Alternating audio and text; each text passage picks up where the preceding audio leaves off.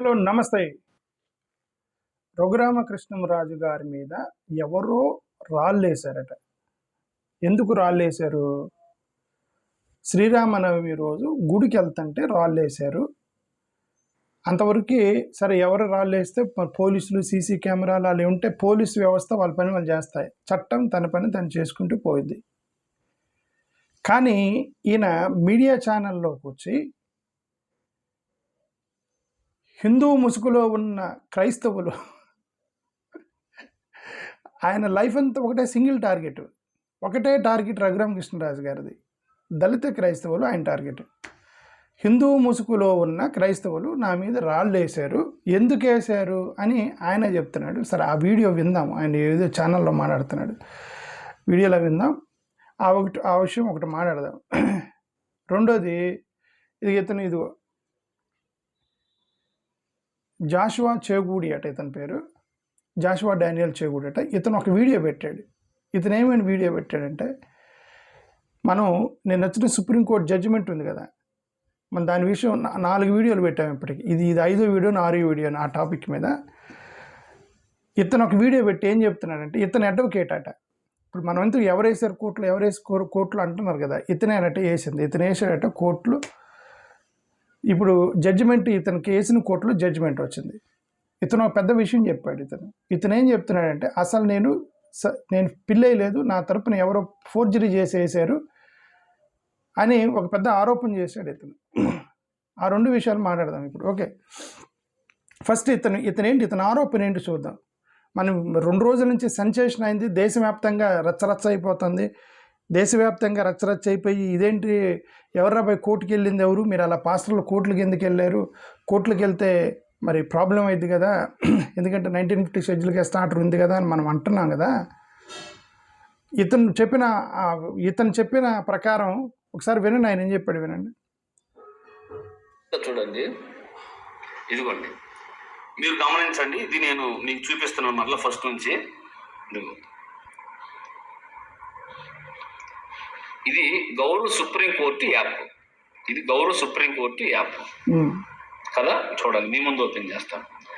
గడిచిన సంవత్సరం మేబీ ఆగస్టులో చింతాడ ఆనంద్ పాల్ గారి కేసు డిస్మిస్ అయింది కదా. ఆ కేసు నెంబర్ మీకు చెప్తా చూడండి. ఇది కేసు స్టేటస్, మీకు బ్రైట్నెస్ తగ్గిస్తా. ఇది కేసు స్టేటస్. ఇప్పుడు నేనేం కేసు నెంబర్ కొడుతున్నా. Case number special leave petition criminal. దీంట్లో 92/31/2025 కేసు కొడుతున్నాను. కేసు కొట్టాను చూడండి, మీకు అర్థం కనపడితే చూడండి.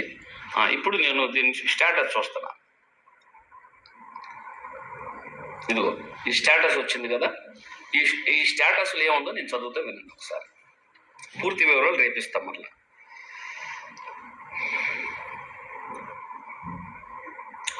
ఇది ఎప్పుడు డిస్మిస్ అయింది?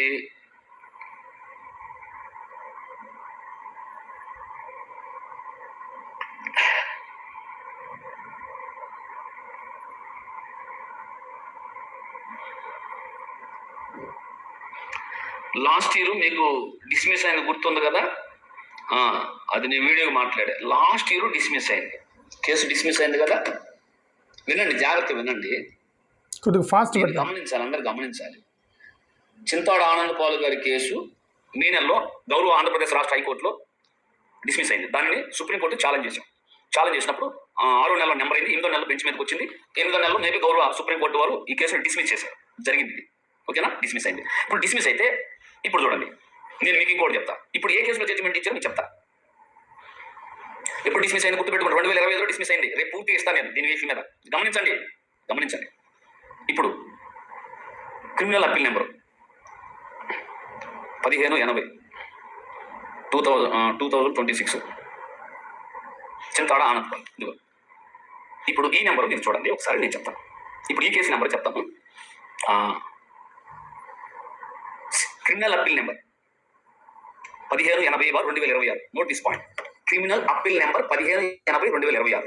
అసలు మేము క్రిమినల్ అప్పీల్ మేము ఎప్పుడు చేసాం? 2025లో కేసు డిస్మిస్ అయింది కదా. డైరెక్ట్ గౌరవ న్యాయమూర్తి వారు బెంచ్ మీద మాట్లాడిన వీడియో నేను ఛానల్ ఉంది చూడండి. డిస్మిస్ అన్నారు అంతే. గౌరవ అడ్వకేట్ గారు అది వివరిస్తున్నారు. అయ్యా మతం మారితే కులం మారదని గతంలో సుప్రీంకోర్టు జడ్జిమెంట్ ఇచ్చారు. ఆల్రెడీ గతంలో చాలా జడ్జిమెంట్లు సౌత్ సైడ్ దళితులు. సరే, ఇది ఇతను చేసిన అంటే చాలా మాట్లాడాడు. నేను ఆ డిస్మిస్ వరకు మీకు వినిపించాను. అతని పెద్ద ఆరోపణ ఏంటంటే, ఇతని యొక్క ఆరోపణ ఏంటంటే, ఇతను డిస్ట్రిక్ట్ కోర్టులో ఫస్ట్ ఫైల్ చేశాడు. డిస్ట్రిక్ట్ కోర్టులో లేదంటే అతనికి ఎస్సీ రాదు, అతను పాస్టర్ అంటే ఇతను హైకోర్టుకి వెళ్ళాడు. ఎవరు ఆనంద్ వెళ్ళాడు, మరి ఇతని అడ్వకేటో తెలియదు, బట్ ఆనంద్ వెళ్ళాడు. అక్కడ కూడా నీకు రాదు, నువ్వు పాస్టర్ కాబట్టి ఎస్సీ రాదు అన్నారు. So 1950 schedule caste order base చేసుకుని చెప్తున్నారు వీళ్ళందరూ. ఓకే, అతను సుప్రీంకోర్టుకి వెళ్ళాడు. సుప్రీంకోర్టుకి వెళ్తే లాస్ట్ ఇయరే 2025 ఆగస్టులోనే కోర్టు కేసు డిస్మిస్ అని వీళ్ళకి చెప్పారట. ఇట్ ఈస్ డిస్మిస్డ్ అని వాళ్ళకి ఆల్రెడీ స్టేటస్ చూపిస్తుంది, కేసు నంబర్తో సహా ఆన్లైన్లో చూపిస్తుంది. దిస్ కేస్ ఈజ్ డిస్మిస్డ్ అని. ఆ తర్వాత ఇప్పుడు నిన్న వచ్చిన జడ్జిమెంటు ఆనంద్ మీద సడన్గా జడ్జిమెంట్ వచ్చింది అని ఇతని ఆరోపణ. నేను డిస్మిస్ అయిన కేసుకి ఎలా జడ్జిమెంట్ వచ్చింది అని ఇతని ఆరోపణ. ఇతను ఏం చూపిస్తున్నాడంటే, ఈ డిస్మిస్ అయిన కేసుకి ఎవరో వీళ్ళ పేరు మీద వీళ్ళ సంతకాలు ఫోర్జరీ చేసి తీసుకెళ్ళి స్పెషల్ సెకండ్ రివ్యూ పిటిషన్ వేశారు, మేము వేయలేదు అని ఇతను అంటున్నాడు. ఇతను అడ్వకేట్, ఇతను కానీ ఆనంద్ కానీ మేము వేయలేదు, మేము కోర్టు డిస్మిస్డ్ అనగానే మేము ఇంటికి వెళ్ళిపోయాము, ఇక మాకు సంబంధం లేదు అని ఇతను ఆరోపణ చేస్తున్నాడు. మరి మీకు సంబంధం కాకపోతే మీ పేరు మీద ఎవరు రివ్యూకి వెళ్ళారు, ఎవరు జడ్జిమెంట్ ఇచ్చారు, ఎందుకు జడ్జిమెంట్ ఇచ్చి దేశవ్యాప్తంగా ఇంత రచ్చ చేశారు అనేది ఒక పెద్ద వీడియో పెట్టాడు ఇతను. నాకు ఇతను ఆరోపణ కూడా చాలా ఆరోపణలు చేశాడు. సరే, ఆధారాలు లేవు కాబట్టి అతని ఛానల్లోకి వెళ్ళి చూడండి. అతని ఛానల్లోకి వెళ్ళి అతను ఏం చెప్పాడు చూడండి మీరు. ఓకే, అతను Joshua Daniel Chegudi and Bharat TV ఏదో ఉందనుకుంటా అతనికి. ఆ ఛానల్లోకి వెళ్ళి చూడండి మీరు. ఓకే, నేను చెప్పేది ఏంటంటే, ఇతని ఆరోపణ ప్రకారం ఎవరో మా సంతకాలు ఫోర్జరీ చేసి ప్లాన్డ్గా తీసుకెళ్ళి దాన్ని రివ్యూ పిటిషన్ వేసి ప్లాన్డ్గా జడ్జిమెంట్ ఇచ్చి ప్లాన్డ్గా దేశవ్యాప్తంగా రచ్చ చేశారని ఒక ఆరోపణ చేశాడు ఇతను. నేను సోమవారం వెళ్ళి మళ్ళీ రివ్యూ పిటిషన్ వేస్తున్నాను అని అంటున్నాడు. ఆ తర్వాత ఏం జరిగిద్దని చూద్దాం, మీకు ఇన్ఫర్మేషన్ ఇస్తాను. ఎందుకంటే అతని వీడియో చూసి నేను కూడా ఆశ్చర్యపోయా. అవునా, వీళ్ళు వేయలేదా మరి పిటిషను? వీళ్ళు వేయని పిటిషన్కి జడ్జిమెంట్ ఎందుకు వచ్చింది? ఆ జడ్జిమెంట్ దేశవ్యాప్తంగా ఇంత రచ్చ ఎందుకు అయింది? అది కూడా ప్రవీణ్ చనిపోయిన రోజున ఎందుకు ఇంత రచ్చ అయింది అనేది ఒక పెద్ద ఆరోపణ చేశాడు ఇతను. Let us wait and see what will happen. Is telling that you will go to the court. ఇది ఒక కేసు. రెండో కేసు గురించి రఘురామకృష్ణరాజు గారి గురించి మాట్లాడదాం. రఘురామకృష్ణరాజు గారు ఏంటంటే, ఆయన శ్రీరామనవమి రోజు గుడికి వెళ్ళాడట. ఆ గుడికి వెళ్తే మరి ఆయన మీద దాడి చేశారట. ఇప్పుడు ఇది టీవీ ఛానల్లో వస్తూ ఉన్నాయి, రఘురామకృష్ణరాజు గారి మీద దాడి అని చెప్పి టీవీ ఛానల్లో వస్తూ ఉన్నాయి. ఇది చూడండి. Be it on the field or in life, only being prepared gives protection, and protection builds confidence. Just like LIC's Bima Lakshmi, a special plan exclusively for women, where small savings provide great protection, so that you are ready for every moment. LIC Bima Lakshmi, ready for every moment. వీరన్నారు ఇన్ని సంవత్సరాల పాత mosquito repellent brand మార్చేశారా? దారి చేస్తారు రామ భక్తులు కదా, అంటే ఎవరు కావాలనే చేశారు, కావాలనే ముందే ప్లాన్ చేసుకుని. తర్వాత ప్రిలిమినరీ సమాచారం ప్రకారం కొందరు నిన్న రాత్రే ఆ బయట ఊర్ల నుంచి ఒక ఇంట్లో 3-4 వచ్చి మాట వేసినట్టుగా తెలిసింది.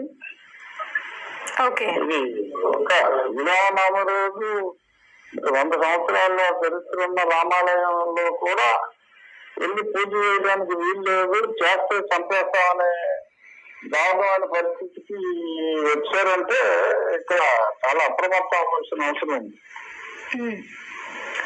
అంటే ఎందుకు చేశారనుకుంటున్నారు టార్గెట్? ఎందుకంటే ఏమలేదు, అక్కడ మా ప్రాంతంలో మేమంతా క్రిస్టియన్సే ఉన్నాము, ఇక్కడ ఇంకా మాకు దేవాలయం అవసరం లేదు, ఇక్కడ ఉన్న దేవాలయం చూడటానికి కూడా వీలు లేదు అని మొదలు పెట్టారు. సో ఎప్పుడైతే నేను ఆ రోజు ఆ దేవాలయానికి వెళ్ళి ఈ సర్టిఫికెట్లన్నీ హిందూ సర్టిఫికెట్స్ ఉన్నాయి, మీరు అందరూ క్రిస్టియన్లు అంటారేంటి, అన్న వెంటనే కొంతమంది చూసి మేము హిందువులే అంటాము మొదలు పెట్టారు. కానీ అక్కడ దేవాలయంలో అడుగు పెడతానికి వీల్లేదు అని చెప్పి మళ్ళీ వారు ఆన్సర్ విధించారు. సరే, అది రఘురామకృష్ణరాజు గారి గోల. రఘురామకృష్ణరాజు గారి మీద రాళ్ళు వేసారట, ఏదో ఇనప రాడ్లు వేసారట, ఎవరికో దెబ్బ తగిలిందని చెప్పేసి ఇది ఈ ఇమేజ్ చూపిస్తున్నారు. ఇది ఇక్కడ ఎవరికో ఒక అతనికి దెబ్బ తగిలిందని చెప్పి చూపిస్తున్నారు. TV5 వాళ్ళది ఆ స్క్రీన్ షాట్ తీశాను. అయితే మరి వాళ్ళెవరూ దొంగలు పట్టుకోకముందే మీరు దళిత క్రైస్తవులు, హిందూ ముసుగులో ఉన్న క్రైస్తవులు దాడి చేశారని మరి ఎలా చెప్తున్నాడో నాకైతే తెలియదు. ఆయన ఊహిస్తున్నట్టున్నాడు. ఎందుకంటే గతంలో ఆయన గుడికి వెళ్ళాడు, అక్కడ ఆయన అడ్డుకున్నారు కొంతమంది క్రైస్తవులు. ఈయన ఊహిస్తున్నట్టున్నాడు. వాళ్ళు వేసారని ఒక ఇమాజినేషన్లోకి వెళ్ళాడు. వాళ్ళు వేసారు, ఎవరు వేసారని పోలీసులు బయట పెట్టినప్పుడు మన సెకండ్ వీడియో మాట్లాడదాం. FIR అది మొత్తం వచ్చిన తర్వాత మళ్ళీ మాట్లాడదాం. బట్ నాకు ఈ గొడవలన్నీ చూస్తే నాకు ఒక అనుమానం ఏంటంటే, ఎక్కడ ఏదో పెద్ద తేడా కొడుతుంది. ఎందుకు ఇంత గొడవలు చేస్తారు? ఇప్పుడు రఘురామకృష్ణరాజు గారు బలవంతంగా వెళ్ళిపోయి అక్కడ ఆయనకు హక్కు ఉంది. రఘురామకృష్ణరాజు గారికి హక్కు ఉంది, గుడికి వెళ్ళే హక్కు. అలాగే ప్రతి దళితుడికి కూడా గుడికి వెళ్ళే హక్కు ఉంది. కానీ మీరు అగ్రవర్ణాల గుడిలోకి మీరు రానియట్లేదు కదా, రెడ్ల కాలనీలోకి, కమ్మల కాలనీలు గుడుల్లోకి మీరు రానియరు కదా. హక్కు ఉంది కానీ మీరు రానివ్వరు. చట్టం ఏంది? రానివ్వాలి, కానీ మీరు రానివ్వరు. మీరు ఎందుకు రానివ్వరు అని చెప్పేసి ఇప్పుడు రఘురామకృష్ణరాజు గారు బలవంతంగా వెళ్ళారు అక్కడికి.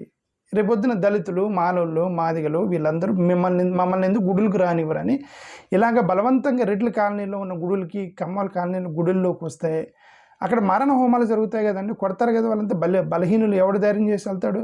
మీరు బలవంతులు కాబట్టి మీరు వెళ్తున్నారు, మీ గుడికే వెళ్తున్నారు.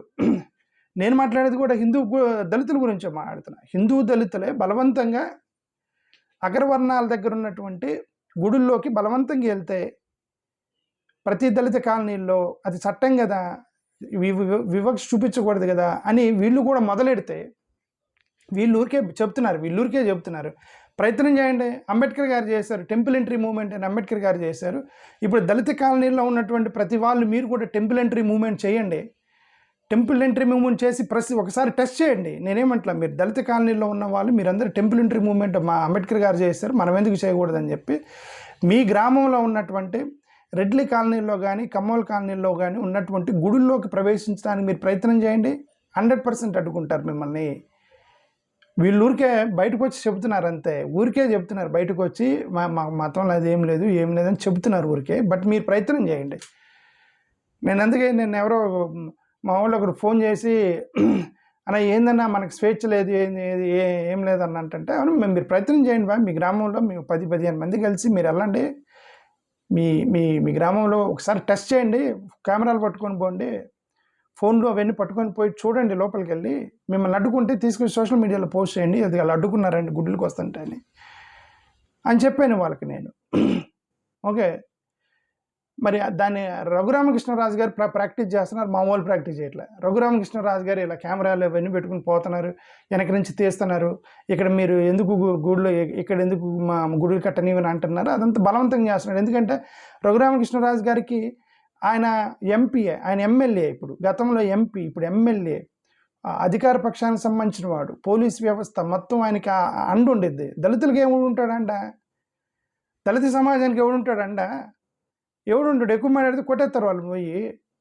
ఇప్పుడు వీళ్ళు కూడా రఘురామకృష్ణరాజులాగా మేము కూడా అగ్రవర్ణాల్లో ఉన్నటువంటి గుడుల్లోకి ప్రవేశిస్తాము. మా అంబేద్కర్ చెప్పాడు, మా అంబేద్కర్ యొక్క ఆయుధం ఇచ్చిన ఆయుధం అదే, టెంపుల్ ఎంట్రీ మూవ్మెంట్ మేము మొదలెడతాం, అంబేద్కర్ వదిలేసిన టెంపుల్ ఎంట్రీ మూవ్మెంట్ మేము మొదలెడతాం ఇప్పుడు అని వీళ్ళందరూ ప్రయత్నంగా టెస్ట్ అండ్ ఎర్రర్ మీద ఇప్పుడు కానీ ప్రయత్నం చేస్తే ఆంధ్రప్రదేశ్లో ఉన్నటువంటి ప్రతి 1000 గ్రామాల్లో 999 గ్రామాలు అడ్డుకుంటారు వాళ్ళని గుడిలోకి రానికుండా. ఎవడరా మా గుడిలోకి వస్తున్నారని. ముఖ్యంగా పల్లెటూరులో అడ్డుకుంటారు. సిటీలో అడ్డుకోకపోవచ్చేమో కానీ తిరుపతి లాంటి ప్లేసులు అడ్డుకోకపోవచ్చు. గ్రామీణ ప్రాంతాలు 100% అడ్డుకుంటారు. ఓకే, సో కాబట్టి కొద్దిగా సెంటిమెంట్స్ని చూసి వాళ్ళు ఎందుకు అబ్జెక్షన్ చేస్తున్నారు కన్విన్స్ చేసుకుని పోవాలి. ఉబీకి పెగిన పోకూడదు. మీకు అధికారం ఉంది కానీ పొగ్గి పెగిన పోయారు. ఇప్పుడు వాడు రాళ్ళేసాడు, ఎవడేసాడు మనకి తెలియదు. నేను కూడా పోలీసులు పట్టుకోవాలని పట్టుకోండి అతను ఎవరు వేసారు, ఎందుకు వేసారు, అతని కడుపులో మంట ఏందని కనుక్కోండి ఒకసారి. ఆ తర్వాత మళ్ళీ మాట్లాడదాం ఎవరు వేసారో. ఇలా బలవంతంగా తీసుకెళ్ళి పెట్టడం కూడా రఘురామకృష్ణరాజు గారి కరెక్ట్ కాదు.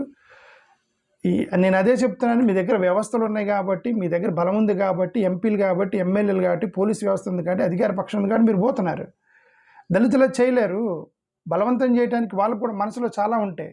మేమెందుకు గుడిలోకి వెళ్ళకూడదు, మా గుడులు మాకు ఎందుకు కడుతున్నారు సపరేట్గా, మేమెందుకు వాళ్ళ గుడుల్లోకి వెళ్ళకూడదు వాడికి ఉండేది లోపల.